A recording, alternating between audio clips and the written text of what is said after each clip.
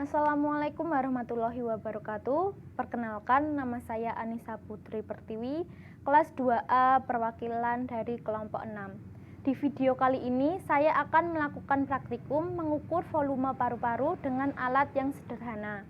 Pada dasarnya, volume atau kapasitas paru-paru setiap orang berbeda-beda, tergantung ukuran paru-paru, kemampuan bernafas, kesehatan, dan faktor-faktor lainnya.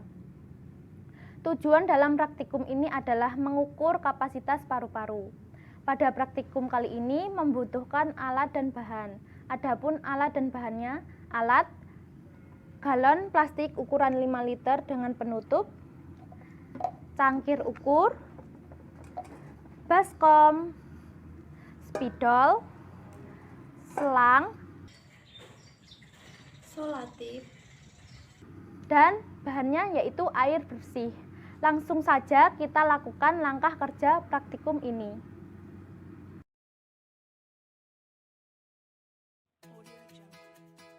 Setelah alat dan bahan sudah lengkap, mari kita mengikuti langkah-langkah. Langkah yang pertama, tempelkan isolasi pada salah satu sisi botol dari atas ke bawah. 2. Gunakan cangkir untuk memasukkan air ke dalam galon. Di sini saya memakai cangkir ukuran 250 ml. Masukkan air secangkir demi secangkir. 3. Gunakan spidol untuk membuat garis yang menunjukkan ketinggian air. Karena saya memakai galon 5 liter dan akan saya isi 4 liter, maka untuk memberi garis pada galon dibalik terlebih dahulu. 5. Lakukan hal tersebut secara berulang-ulang sampai air dalam galon menunjukkan kapasitas hingga 4 liter. 6. Isi air dalam baskom. 7. Masukkan setengah panjang selang ke dalam galon. Kemudian letakkan galon ke dalam baskom yang telah diisi air dengan keadaan terbalik. 8. Ambil nafas secara normal dan hembuskan melalui selang. 9. Gunakan skala pada salah satu sisi galon untuk menunjukkan jumlah ruang yang terpakai saat menghembuskan nafas di dalam galon. 10. Catat hasil praktikum di dalam tabel. 11. Kosongkan kembali galon. 12.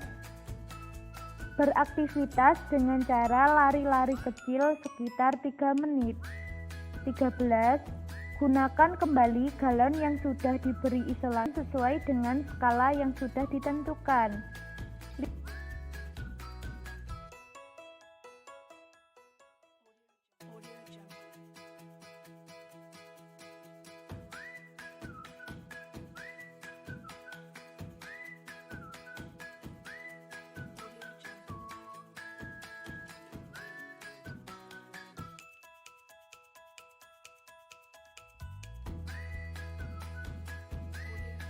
15.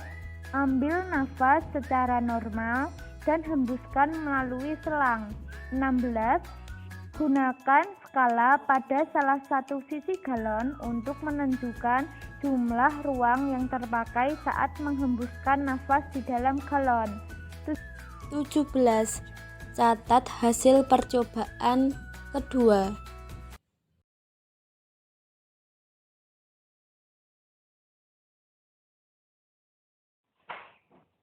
Baik, ini adalah tabel hasil pengamatan setelah dan sebelum beraktivitas dengan kolom nama Anissa Putri Pertiwi dengan tinggi badan 152 cm dan berat badan 43 kg. Sebelum beraktivitas dapat menghembuskan udara di dalam galon dengan 8 garis, dengan satu garisnya 250 ml. Sehingga 8 dikali 250 ml sama dengan 2000 ml. Jika dijadikan liter, maka 2000 dibagi 1000 menghasilkan 2 liter. Pada percobaan belum beraktivitas, volume paru-paru yaitu 2 liter. Sedangkan setelah beraktivitas, dapat menghembuskan udara di galon sebanyak 10 garis. Maka 10 dikali 250 mili menghasilkan volume paru-paru 2500 mili. Jika dijadikan dalam liter, 2500 dibagi 1000 sehingga menghasilkan 2,5 liter volume paru-paru. Terjadinya perbedaan volume paru-paru sebelum dan sesudah beraktivitas dikarenakan adanya pengaruh tinggi badan dan berat badan.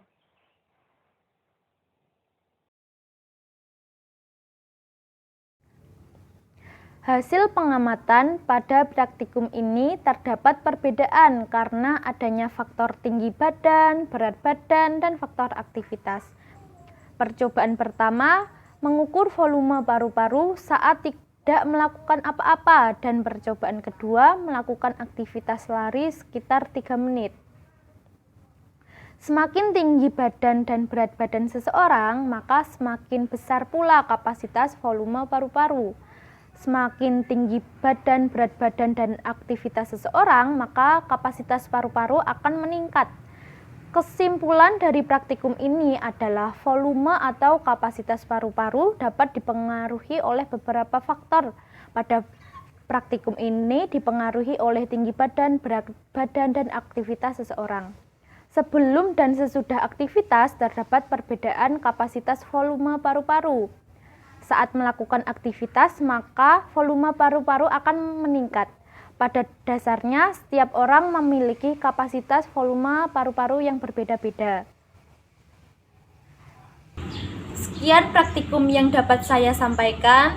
Semoga bermanfaat untuk kita semua, dan apabila masih ada kekurangan maupun kesalahan, semoga dapat dimaklumi dan dimaafkan. Sekian dari saya. Wassalamualaikum warahmatullahi wabarakatuh.